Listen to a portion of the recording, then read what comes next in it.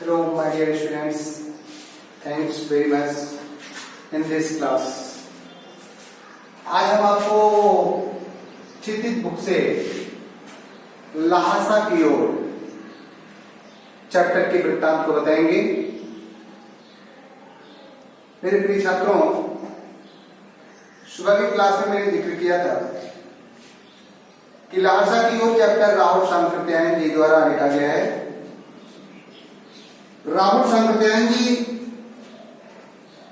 आपको पता है कि वो घुमक्कड़ी शास्त्र आपको पता नहीं होगा, लेकिन जान लो कि वो बहुत घुमक्कड़ी स्वभाव थे। ज्यादा से ज्यादा उनका जीवन देश विदेश की यात्राओं में करते हुए बीता। और जब लेखक अपनी उस यात्रा का वृत्तांत किसी लेख में लिखता है तो उस शैली को हम यात्रा वृत्तांत शैली कहते हैं। चैप्टर में भी लेखक तिब्बत की यात्रा पर गया हुआ है। ये घटना सन 1929-30 के आसपास की है, जब लेखक नेपाल के रास्ते तिब्बत की यात्रा पर गया हुआ है। उस समय भारत से तिब्बत जाने के लिए कोई रास्ता नहीं था, इसलिए जिसे भी जाना होता था तिब्बत की यात्रा पर, चाहे वो भारत का हो चाहे वो नेपाल का हो, उसे नेपाल के रास्ते वहां पर जाना पड़ता था। ये नेपाल से तिब्बत जाने का जो रास्ता था वो बड़ा दुर्गम पहाड़ियों के बीच से होकर गुजरता था। दुर्गम पहाड़ियां, घने जंगल के बीच से गुजरता हुआ इंसान तिब्बत पहुंचा करता था। उसी रास्ते से लेखक तिब्बत की यात्रा के लिए तैयारी किया और तिब्बत की यात्रा पर जा रहा है। साथ में उसका मित्र सुमति है। सुमति एक धार्मिक विचारों वाले इंसान थे जो बहुत ही मिलनसार स्वभाव के थे। नेपाल से तिब्बत के बीच में पड़ने वाले सारे गांव में लगभग उनकी जान पहचान थी, और वहां से नेपाल से तिब्बत जाने के रास्ते पर जो भी रास्ता की परिस्थितियां थी, दशाएं थी, जो वहां के लोगों का रहन सहन था, इन सारी चीजों से वो बखूबी परिचित थे। इसलिए सुमत ने उन्हें अपने साथ यात्रा में ले लिया।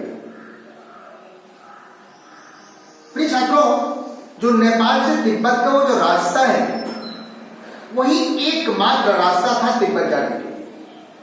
वो एक व्यापारिक रास्ता।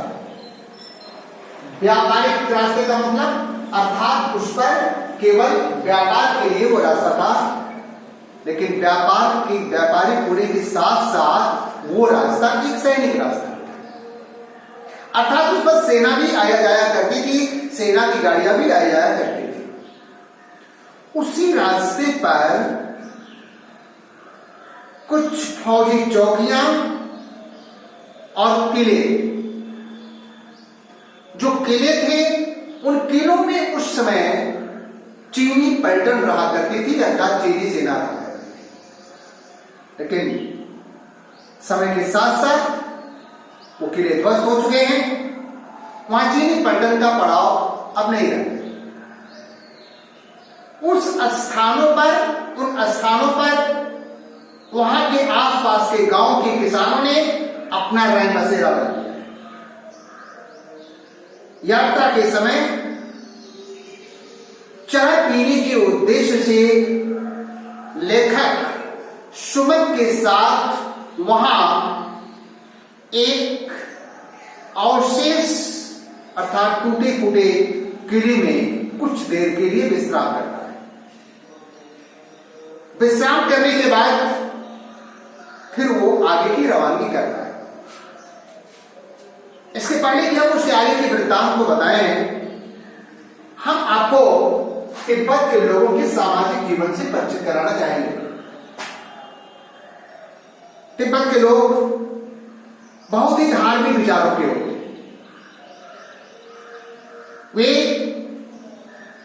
धर्म के प्रति विशेष आस्था रखते हैं, देवी देवताओं के प्रति विशेष आस्था रखते हैं।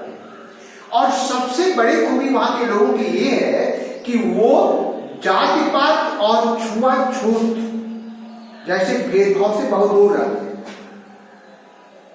साथ ही उस समय की दशा के अंतर्गत जब अन्य देशों की औरतें पर्दा प्रथा करती थी, पर्दा प्रथा में लोग विश्वास करते थे, उस समय भी तिब्बत में औरतें पर्दा नहीं करती। आपने 3 विशेषताओं को देखा तिब्बत के लोगों की, तिब्बत के सामाजिक जीवन की ऐसे परिचित होते समय आपने 3 विशेषताएं अब तक देखी। नंबर 1, तिब्बत के लोग धार्मिक विचारों के थे। नंबर 2, तिब्बत के लोग छुआछूत और जाति पात के सख्त विरोधी थे। और नंबर 3, वहां की औरतें पर्दा नहीं करती थी। नंबर 4, सबसे बड़ी बात, वे अतिथि देवो भाव की भावना से में डूबे हुए थे। अर्थात कोई भी मेहमान निम्न श्रेणी के भिक्षुकों को छोड़कर कोई भी मेहमान, चाहे वो अजनबी ही क्यों ना हो, यदि उनके दरवाजे पर पहुंच जाया करता था तो उसके आदर सत्कार से कभी पीछे नहीं हटते थे। यदि उस मेहमान को चाय पानी पीने की आवश्यकता होती थी तो वह अपने पास रखे हुए चाय के सामानों को वहां के घर की औरतों को घर में ले जाकर के दे दिया करता था। किसी प्रकार की मनाही नहीं होती थी। ये थी अनुपम विशेषता तिब्बत के लोग। घर के अंदर किसी भी औरत को ले जाकर के वो चाय बनाने के सामान दे दिया करते थे। औरतें चाय बना करके एक बर्तन में उन्हें सौंप दिया करती थी, दे दिया करती थी।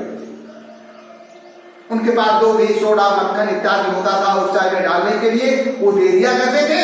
या तो यदि उनको खुद पर थोड़ा सा यकीन ना हो तो वे खुद जाकर के चाय में डाल सकते थे, लेकिन औरतें चाय बना करके सुंदर से उनके सामने पेश कर दिया करते थे। कितनी अनुपम विशेषता थी वहां के लोगों की, आप इस बात से परिचित हो गए। कहानी आगे बढ़ती है। उस परित्यक्त किले को अर्थात उस छोड़ दिए गए चीनी किले को छोड़ करके जब लेखक आगे बढ़ता है तो थोंगला रास्ते में पड़ता था। थोंगला के पहले के आखिरी गांव में जाकर के रुकता है। उस समय वह सुमत के साथ भिखारी के वेश में, भिखारी के वेश में जाने के कारण उसे एक अच्छी जगह मिल गई। लेखक अपने इस यात्रा वृत्तांत में लिखता है कि 5 वर्षों बाद जब वह उस गांव में पहुंचा था तो उस गांव में 5 वर्षों बाद जब वो पहुंचा था तो एक भद्रवेश में पहुंचा था। अर्थात एक अच्छे खासे व्यक्तित्व के इंसान के रूप में घोड़े पर सवार होकर के पहुंचा था। शाम का वक्त हो चुका था और उस समय उसे उस गांव में ठहरने की जगह नहीं मिली। भिखारी के देश में गया तो ठहरने की जगह मिली थी, भद्रवेश में गया तो ठहरने की जगह नहीं मिली। आप सोच सकते हो ऐसा क्यों होगा? तो उस गांव की विशेषता ये थी कि उस गांव के लोग जब शाम का समय होता था तो छंग पीते थे। छंग का मदिरा को कहते हैं, शराब को कहते हैं। वो छंग पी लेते थे और छंग पीने के बाद अपना होशो हवास खो बैठते थे, अपनी सुध बुध खो बैठते थे। वे जान नहीं पाते थे कि सामने का इंसान भिखमंगा है या कोई भद्रवेश इंसान है, इसलिए वो उनका आदर सत्कार नहीं कर पाते थे। और उस समय लेखक को बहुत परेशानी का अनुभव करना पड़ा। लेखक को ठहरने के लिए जगह नहीं मिलती है और वह सुमन के साथ एक गरीब की झोपड़ी में निवास किया। तो ये थी थोंगला के पहले के आखिरी गांव की विशेषता।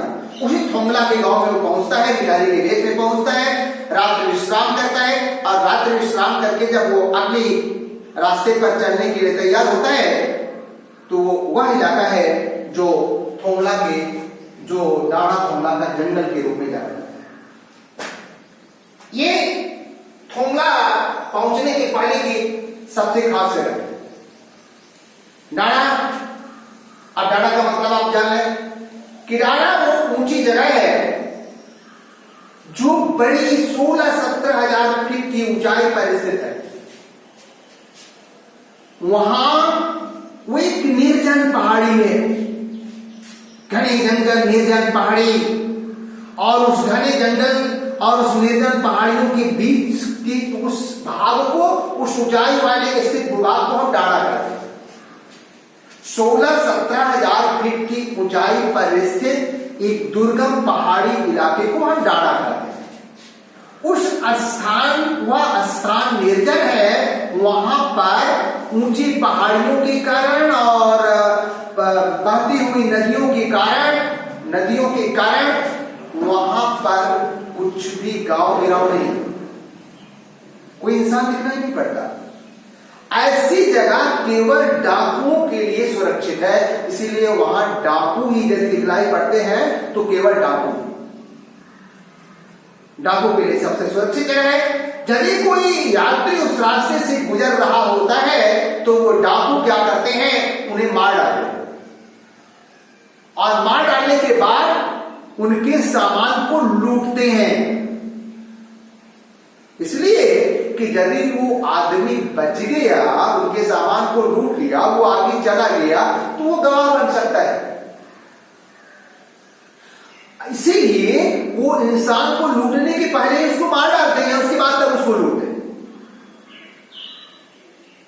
उस जगह की और उस जगह पर वो इतना निर्जन इलाका है, इतनी ऊंची दुर्गम पहाड़ियां हैं कि वहां पर सरकार ने पुलिस इत्यादि का भी प्रबंध नहीं कर रखा, इसीलिए डाकू बेखौफ रहते हैं।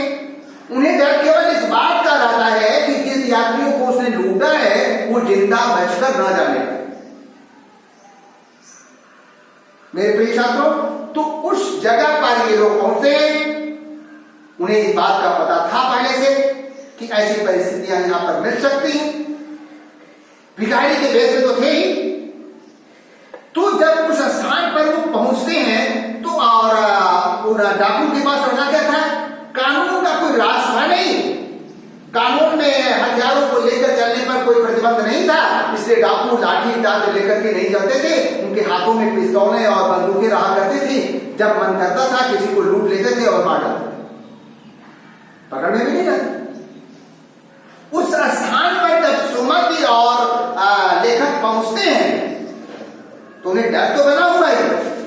जब कभी ऐसी परिस्थितियां उनके सामने दिखलाई पड़ती हैं तो कुछ ही एक पैसा बोलते। कुछ ही का मतलब होता है दया करो, एक पैसा मुझे दे दो। सामने वाला उन्हें भिखमंगा समझ करके उन पर रहम कर देता है और उनकी जान नहीं देता, बल्कि उल्टे उन्हें एक पैसा भी मिल जाता है। और इस प्रकार अपने जान को बचाते हुए लेखक सुमत के साथ थोंगला की तरफ बढ़ता चला जाता है। अब लेखक लगभग थक चुका है, क्योंकि उसके कंधे पर उसका अपना बैग है, बहुत सारे सामान हैं और सुमत के साथ भी बहुत कुछ है। इसलिए वह सुमत को सलाह देता है कि अब हमें चलने के, आगे बढ़ने के पहले कुछ सवारी का प्रबंध कर लेना चाहिए, नहीं तो रास्ते में चलने में बड़ी सारी परेशानी होगी। इतना सामान लेकर कैसे चलेंगे? और अगला पड़ाव पर जाने के पहले ये सोच लेते हैं कि हमें कुछ घोड़ों की सवारी कर लेनी है। और इस प्रकार से लंगोट तक के सफर के लिए वो घोड़ों की सवारी करते हैं और घोड़ों की सवारी करने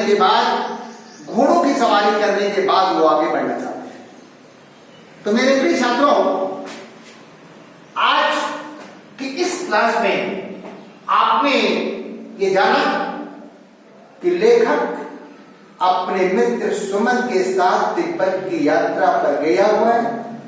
वह नेपाल से तिब्बत जाने वाले रास्ते से अपने लक्ष्य की तरफ बढ़ रहा है। आपने आज तिब्बत के सामाजिक जीवन को भी जान लिया कि तिब्बत के लोग किस स्वभाव के थे और उनके विचार कैसे थे। उसके बाद आपने आज ये भी जाना कि डाड़ा किसे कहते हैं, डाड़ा कौन सी जगह होती। आपने जाना था कि ऊंची पहाड़ियों पर इसके 16-17 फीट की जो ऊंचाई होती है, जो दुर्गम पहाड़ियां होती है, उसी को हम डाड़ा कहते हैं, जहां आना जाना बड़ा कठिन होता है।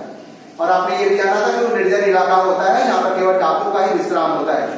तो आज की क्लास में हम सब लोगों ने इतनी बात से परिचित हुए और आगे की बातें फिर हम कल अगली क्लास में आपसे बात करेंगे। Okay, good bye.